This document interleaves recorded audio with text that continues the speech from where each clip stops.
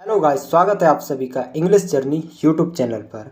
Guys, क्या आप जानते हो, अगर आप रोज़ एक स्टोरी को रीड करें तो आप उससे बहुत सारे नए नए वर्ड्सों को सीख सकते हैं और उनका सही प्रोनाउंसिएशन भी सीख सकते हैं, जिससे कि आपको इंग्लिश पढ़ने में और बोलने में काफ़ी मदद मिलती है। जैसे ही हमारी आज की स्टोरी का नाम है द पुअर। पुअर यानी क्या होता है?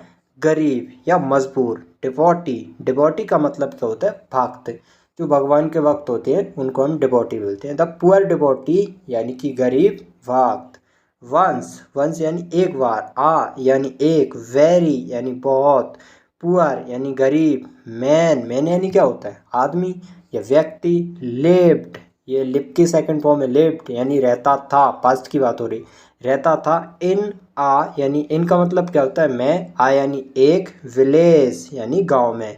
एक गांव में एक गरीब आदमी रहता था। ये पूरा सेंटेंस है।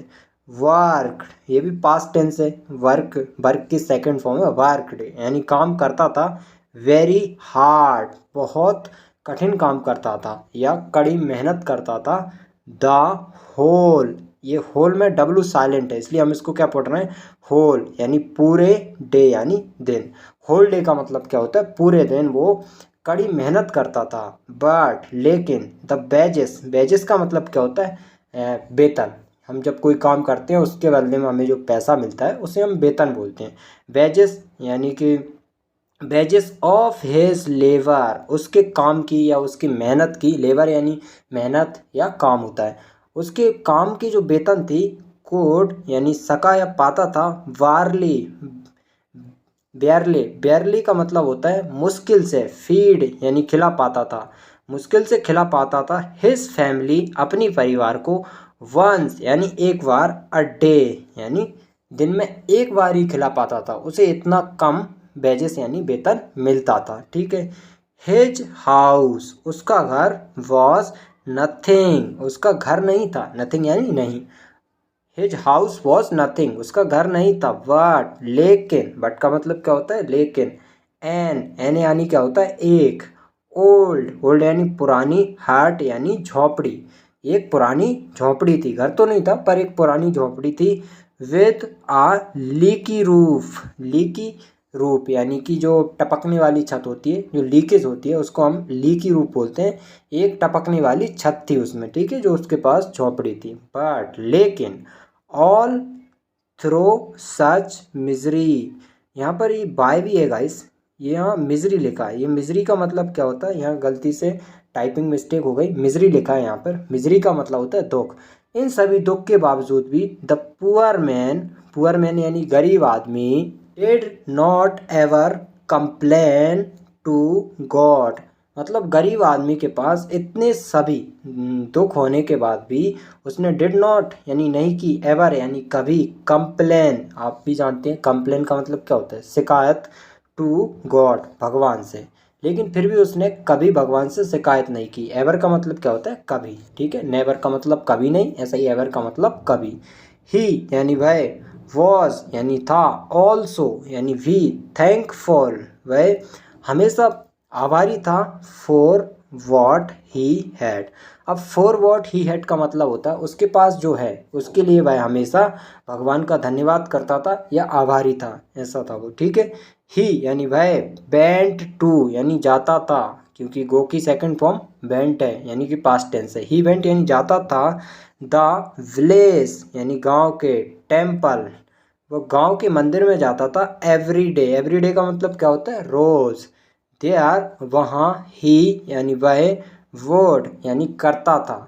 ये पास्ट में जब किसी चीज़ की बात करते हैं, करता था, जाता था, तो करता था मतलब होता है वुड का, यानी करता था। ऑफर यानी, ऑफर यानी देता था या अर्पित करता था या चढ़ाता था। फ्लावर्स यानी फूल। टू गॉड, वहाँ पर क्या करता था?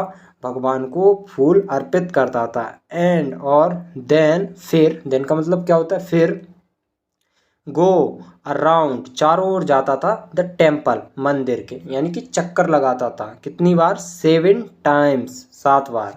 7 टाइम्स ओवर यानी कि 7 बार वह चक्कर लगाता था। ओनली देन, फिर वह उसके बाद ही। वुड यानी करता था। The poor man go the poor man go to work, सिर्फ वह उसके बाद ही काम पर जाता था, ठीक है। वंस, एक बार, गॉड यानी भगवान को, फेल्ट यानी अनुभव हुआ, वेरी सॉरी, बहुत मतलब क्या हुआ उसको, बुरा लगा भगवान को, वेरी सॉरी यानी बहुत बुरा लगा उसको, बहुत दुख का अनुभव हुआ, फॉर द पुअर कंडीशन, उसके जो पुअर मैन था उसकी गरीब हालत को देखकर, ऑफ हिज डिवोटी, अपने भक्त की। भगवान को बुरा क्यों लगा? क्योंकि the poor condition of his devotee, अपने भक्त की, पुअर यानी गरीब, कंडीशन यानी स्थिति, हालत को, ऑफ हिज डिवोटी, अपने भक्त की बुरी हालत को देखकर बहुत बुरा लगा। सो इसलिए ही थॉट यानी ये ही किसके लिए यूज़ किया गया है? भगवान के लिए। अब हम ऐसा तो नहीं बोलेंगे कि उसे, हम यहाँ बोलेंगे उन्हें, थॉट उन्होंने सोचा, ही थॉट यानी उन्होंने सोचा, टुमारो का मतलब क्या होता है? आने वाले कल में। अब ये क्या लिखा है? आई लिखा है, ये किसका कॉन्ट्रैक्शन है? आई और विल का, यानी आई विल कीप यानी मैं रखूँगा, अ बैग फुल एक थैला भरा हुआ, of gold coins for him यानी उसके लिए। भगवान ने क्या बोला कि मैं कल एक भरा हुआ थैला सोने के सिक्कों का उसके लिए रखूँगा, ऐसा भगवान ने बोला। आउटसाइड यानी बाहर, द टेम्पल मंदिर के।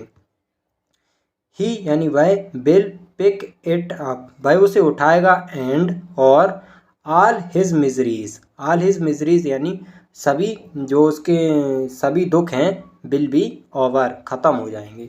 भगवान ने ऐसा सोचा कि मैं उसके लिए सोने का भरा हुआ थैला रखूँगा और वो उसे उठाएगा और उसके सभी दुख खत्म हो जाएंगे।